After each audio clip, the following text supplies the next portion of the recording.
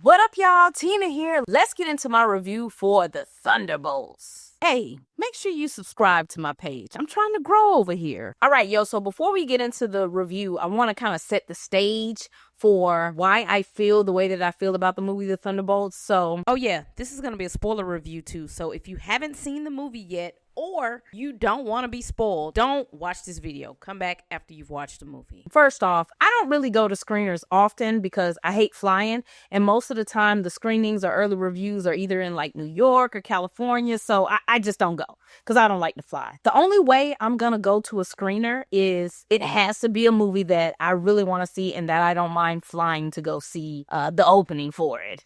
Now, this year, there's only been 3 movies that I wanted to see like early releases to, and that was Sinners, Thunderbolts, and Fight or Flight. So I was able to catch Sinners so I could drive to go see the Sinners screener. Fight or Flight, they just emailed me the screener for that like Friday, so I get to watch that one at home. Thunderbolts. Okay, I had to go fly to see the Thunderbolt screener, okay? So I wanted to give y'all that backstory just so you know how I really wanted to go see this movie because I flew to go watch it. And I was a little let down, not a lot, just a little let down. So I'm just going to give this movie a 7 out of 10. Now, maybe after second watch, that score might go up, but right now it's sitting in a category of 7 out of 10. I was able to watch it last Tuesday, I think, which would have been April 22nd, and it's getting ready to come out on May 2nd. So let's just get into the review. Let's first start off with what is the premise of the movie. All right. Now, keep in mind, I'm doing this review off of memory because they didn't really let us bring in like notepads to take notes and stuff like that. And of course, we couldn't have our cell phones out. So I may get things just slightly wrong, not a lot. I'm just trying to remember everything that I saw last week. This is what the movie is about. Val has been doing human experiments and also a bunch of other unethical things. And if y'all remember, she's like the director of the CIA. So Congress is investigating her. She knows that the heat is on, so she has to clean up any type of dirty dealings that she has going on. So she sends everybody on the team of the Thunderbolts to kind of kill each other in this off-site place. And so once they all kind of got in this bunker, because they all thought they were on like individual missions to go handle individual things, when they got in the bunker, she essentially was just going to blow them all up because she wanted to have like no receipts or traces back to her and all of the illegal things she was doing off of the books. So when they get there, they all start putting it together like, yo, is this a setup? And this is also where they meet Bob. Now, she's been experimenting on Bob and other people, and she thought the experiments didn't work. So she ships Bob to the bunker too, and he just walks out like we see in the trailer, like, hey guys, what's going on? They're all looking crazy like, who are you? So then they all start putting it together like, yo, we've been set up. Because how it works is she sent, and I'm going off memory, I think she sent Yelena to go after Ghost, and I think she sent Ghost to go after Taskmaster, and I think she sent U.S. Agent to go after Ghost. I don't know, I can't remember. But they all each were sent to kind of take each other out on these individual missions. So when they get there, they're like, wait a minute, she set us all up to kind of kill each other. So that's when they kind of look at Bob like, yo, and who are you? Bob is characterized like this innocent guy with this surfer boy kind of demeanor. He acts like a little blonde. So Yelena naturally gravitates towards him to kind of protect him, not knowing he's the most powerful person in this group, okay? But she's drawn to him because he seems so very innocent and she wants to protect him. So essentially, they all kind of work together. They get out of the box and their whole mission is we got to get to Val to arrest her. And by the time they end up breaking up out of the box or the cylinder or whatever it's called, Valentina ends up capturing Bob. She takes him back to Avengers Tower where she's been working. And she's happy. She's like, yo, I created a superhero. So she gives him a costume, new hairstyle. And by the time the Thunderbolts show up to confront her, she tells Sentry like, hey, go ahead, take care of them right quick. Take care of my light work. And he tear their ass up for like 2 to 3 minutes straight. Yeah, probably the coolest scene in the movie. He tears them up. Then he looks at Val like, hey, you really can't control me. I'm powerful. And that's when we get that scene in the trailer where he's sending people to the void. Now, Yelena knows he's a good guy, so she does walk into the void to kind of help him and calm him down. And eventually the void lowers, everybody starts clapping, and the Thunderbolts are left standing there, and Val is like, yo, this was all my master plan. Here are your new Avengers. This is the team I've been working on. And Yelena is looking like, you raggedy sum 'em up. And the big post-credit scene everybody is talking about is Yelena and the new Avengers are sitting around the Avengers Tower, and they get this alert that says something is flying into the atmosphere, and it's the Fantastic Four ship, and it goes off. So that's essentially the movie. Now I'm going to get into some of the things I did not like about this film at all. And then I'll also talk about some things I did like in the cast. Now, my major complaint is I don't like how they treated Taskmaster, bro. I know Taskmaster received a lot of criticism when she was introduced in Black Widow because she was gender bent and people's panties got in a bunch. But for them to just off her and then there's no discussion about her at all, like, why even include her? They literally killed Taskmaster within the first 15 to 20 minutes of the movie. Remember how I told y'all earlier, they all were sent to kind of like kill each other, and Ghost essentially just puts the blicky to Taskmaster's head and she's gone. I was pretty pissed about that because I felt like Marvel caved in into the pressure of the fanboys. I would at least felt better if they would at least gave her a hero's death. Let Sentry take her out in the third act with some dignity or something. It's already bad enough her character got blew up as a child in Black Widow and she was completely weaponized. And that movie ended with her kind of somewhat happy, like free of control. So for the next time for us to see her is y'all's great ideas is to put the blicky to the cranium. Yo, that's nasty work, yo. I didn't like that. I didn't like that at all. And I honestly felt bad for the actor because it's like, why include her just to off her? If you're going to kill her, at least let her die with honor. That was whack. That was whack. The second thing I didn't like about the movie is I had high expectations for Sentry. And they ain't even let him get busy. We got like 2 action scenes from Sentry, like actually in the costume. And then Bob got like an action scene too. I walked out like, so that's it? And another thing, the Void wasn't even really killing people. They was essentially showing them their deepest, darkest fears. So after they defeat the Void, everybody came back. And so that made me feel like, yo, this movie really had no stakes at all. Like the only person who really suffered was Taskmaster. And that was some nasty work, bro. That was nasty. Agatha killed more people than Sentry.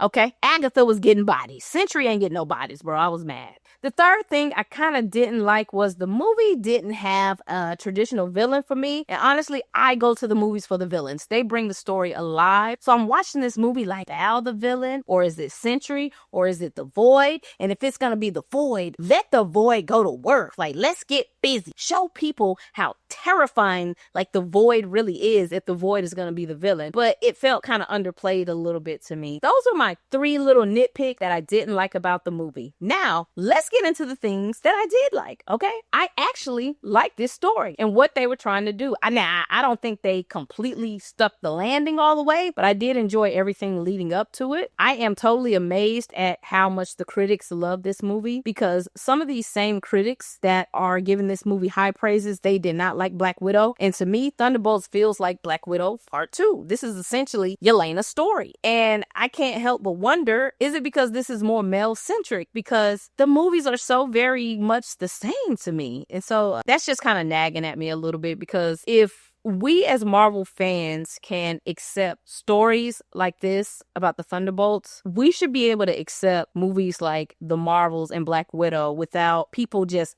griping and being nasty and just dogpiling on it when those movies actually fit the same narrative or the same formula as almost every other Marvel movie. Y'all just got pissy because y'all see women in diversity. Thunderbolts to me is really in the same category as Black Widow, and I'm just amazed at how this movie is getting rave reviews, but y'all didn't do that for Black Widow. Y'all trashed on Black Widow.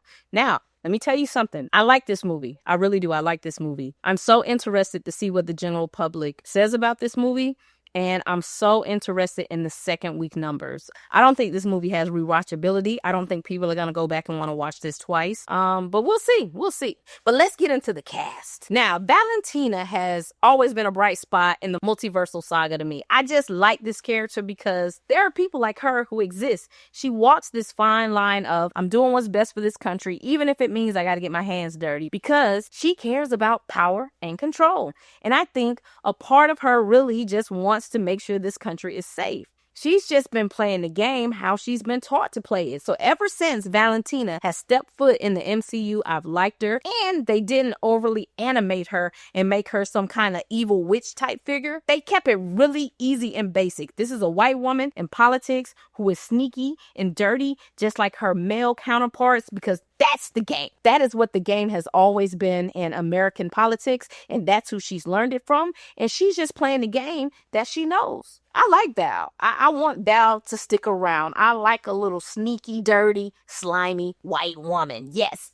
I like her. And let me tell you why. Because traditionally in media, they've always wrote women in these little singular notes. They don't flesh them out. And specifically, white women. They've always framed white women as being like this nice, innocent, dainty housewife. So one thing I do like about the MCU is they are giving a lot of women, specifically white women, more nuance. They're giving them more villain roles. They're giving them more things to really question and say, okay, she's not just some dainty housewife. This woman gets busy. That's why I like Agatha. Valentina, I like Wanda, and Cersei Lannister is my girl. You know what I'm saying? I like it. I like it. So yeah, I was cool with Valentina. Next up, Yelena Belova. What a way to accept the mantle of Black Widow and yet make it so specific to her. She's not trying to be Scarlett Johansson's version of Black Widow. She has really owned this role. With only 3 outings, Black Widow, Hawkeye, and the Thunderbolts, she plays this little sister deadly assassin role so well, and you can tell she really yearns for connection and family, and I like her. I've always liked this Yelena Belova character, and I've always liked Florence Pugh's portrayal of her ever since Black Widow. Yo, this is her movie. She leads it. She is the heartbeat of it, and yo, she's great. Can't wait to see more of her. Now, Bob, Sentry, the Void. Louis Pullman is the actor taking on all 3 of these roles. The way that he plays Bob is just so innocent and naive. I would hang out with Bob. He's just a cool, quiet dude who's trying to get it together. The way him and Yelena mirror each other was great to me. I think they need to feed more into that relationship because there's this subtext of Yelena losing her sister who she badly wants, and now you have Bob who feels like a little brother to her. She spent a large portion of that movie kind of like protecting him and shielding him. Now Sentry, they gave us like 3 minutes of Sentry. And those 3 minutes just scratched the surface on how strong and powerful he is. And the scene in the Avengers Tower and how he moves was so cool. Yo. He was fire as the Sentry. Now the Void. The Void. I got the idea of what they were trying to portray, but maybe I got to do a second watch on the Void. I felt kind of underwhelmed that they didn't utilize the Void way more. I felt kind of underwhelmed because they utilized the Void way more than Sentry, and I actually wanted to see a lot more of Sentry than the Void, because even in the movie, it's Bob fighting the Void, not Sentry fighting the Void. That's what I was coming to see. I was coming to see Sentry, but I still like Louis Pullman, and I liked his portrayal of Sentry. Now, Sebastian Stan is Bucky. Listen, I don't have much to say about Bucky. Ever since Sebastian was given the job as Bucky, he's nailed it. He's just one of those people who's just perfect casting to me. We watched him go from a mind-controlled super soldier to a potential Congress bid. He's just trying to be normal, and he keeps getting wrapped up into the government and essentially forced to fight. So Bucky was solid. I love him. I love this character. Now, Ghost. What an evolution of Ghost. She has came a long way. Very similar to Taskmaster. She was involved in this system since she was a child, just trying to survive and live. And I'm happy to see that we saw more of her. We get to see a lot more of her personality in this movie. She didn't seem like an afterthought. And yo, I'm so fucking Black and so keen to Black things going on in the movie. In the post-credit scene, when Ghost walks out and the camera kind of pans to her, my first thought is, my good sis, Bob looks clean. Okay, Bob. Her Bob was slayed. Like, Ghost was walking like stiff wear. Where? No. Yes, bitch. No stiff bitch. No, none of that. Shake bitch. What? Yeah. All that. I'm excited to see Ghost in Doomsday. That Bob was slayed. I liked it. Okay, so I already talked about Taskmaster in the intro, so I'm not going to revisit how dirty they did her. U.S. Agent. Listen, as much as I despised U.S. Agent in Falcon and the Winter Soldier, I always loved Wyatt Russell's portrayal of the character. I even think he was better written than Sam Wilson in Falcon and the Winter Soldier. And he actually, partially, to me, was the victim because he was a guy who dedicated his life to being the best part of America and found out that the government doesn't really care about him, even though he's the American dream. He is the definition of make America great again, and he somehow ended up marrying a Black woman and having a Black baby who he can't babysit. But anyway, I like Wyatt Russell as U.S. Agent. They definitely gave his character some light comedic moments in this film. I don't remember him being so funny and quippy in Falcon and the Winter Soldier. I may have to go back and rewatch. But yeah, I enjoy him him in this film. I like U.S. Agent. Red Guardian, always he's used as comedic relief. I'm happy he's able to live out his dream and finally become a well-known superhero. He's another one I'm interested to see in Doomsday. Y'all don't kill off Red Guardian. He's just now getting to the point of superstardom. Y'all don't kill him in Doomsday, Marvel. Did y'all know that Wendell Pierce was in this film? I didn't. That was a surprise when I saw him on the screen. I don't know how I missed that casting. He only has a small role, but he was great. Always nice to see Wendell. Overall, I think as an insulated movie, it was okay. It was like a 7. I think I would have liked this more if maybe it came right after Multiverse of Madness and then maybe filtered into Brave New World.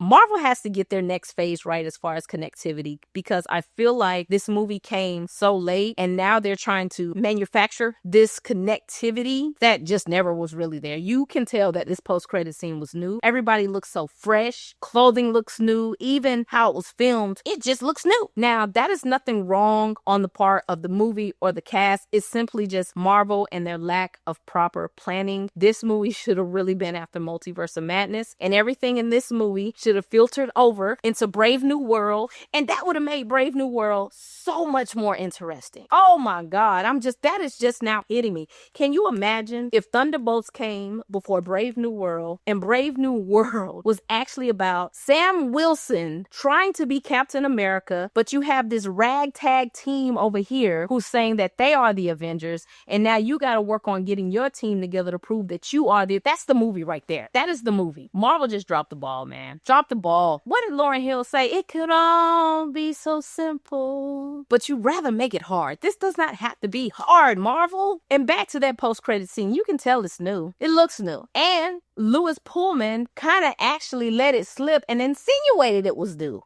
I'm not going to tell you which interview he did it in, but I kind of caught that. I'm like, that's interesting. What I can say is about the Thunderbolts is I feel like this group is a solid group. They've formed some great relationship, and this is going to be an interesting pairing into Doomsday. I'm so excited to see what the Thunderbolts look like and who is on Sam Wilson's team. I'm imagining, just guessing, no inside scoop, it's probably going to be Sam, Shang-Chi, maybe Shuri and M'Baku. I don't know.